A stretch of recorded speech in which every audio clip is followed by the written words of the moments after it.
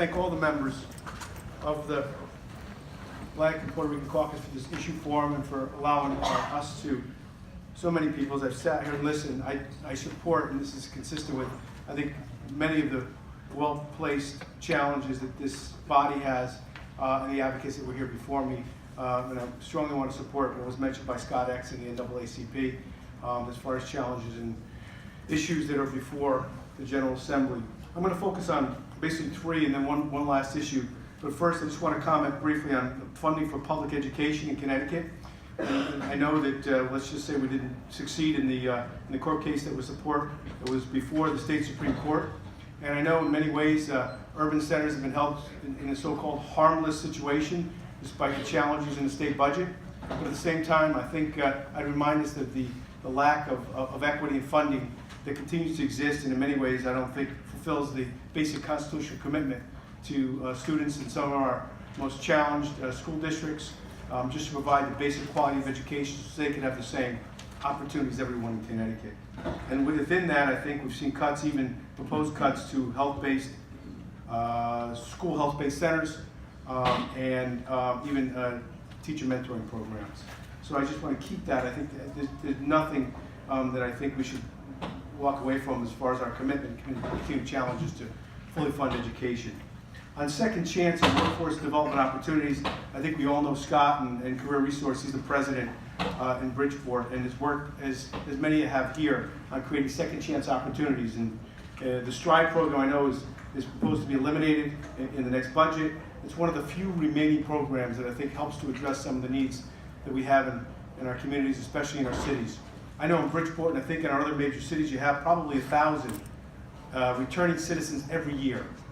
Now that's one person, but it's usually maybe someone's father or mother, brother, sister, or someone's child who is impacted or not by the opportunity to reintegrate successfully back into a neighborhood community and have that. And what little we can do, I think, serves not just that individual and the family, but all of us. Scott, I'm going to give it to you on that in a second, but I just want to make two other topic issues that I think, or two issues I want to touch on as topics. One is on gun bills or gun legislation. There are at least two, I think, that are going to be on the table in this session. One is ghost guns and the need to ban the sale and distribution of these guns in Connecticut, and bump stock as well. Are proposals that I think, although Connecticut as a whole has been a leader, I think, on gun safety far more than other jurisdictions, there's more we need to do and to maintain the commitment that we have to gun safety and safety to people in Connecticut as a result.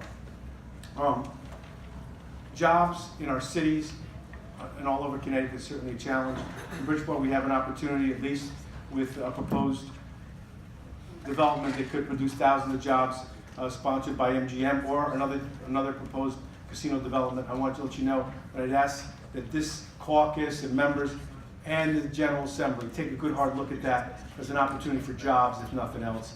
Not necessarily a commentary on whether or not they're for or against anything except for jobs in this instance, and of course revenue, I think, not only to localities, but to the state of Connecticut.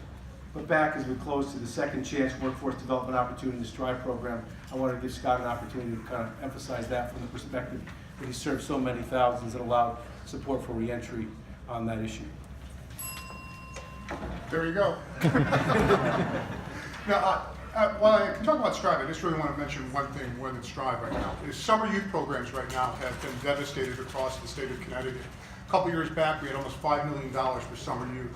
Next year, we're looking in the governor's proposed budget about $3 million. That means about 600 kids for each $1 million will not have an opportunity to be part of the summer youth program. These programs sometimes are their only chance right now at getting a job and also learning about the skills necessary to succeed in the workforce. Most of these kids are children of color. And I'll tell you right now, it's a tragedy right now when we look right now at cutting these programs, because these summer youth programs are so much needed at so many different levels. Thank you. Thank you both for your testimony. I know some members have some questions. Representative Butler?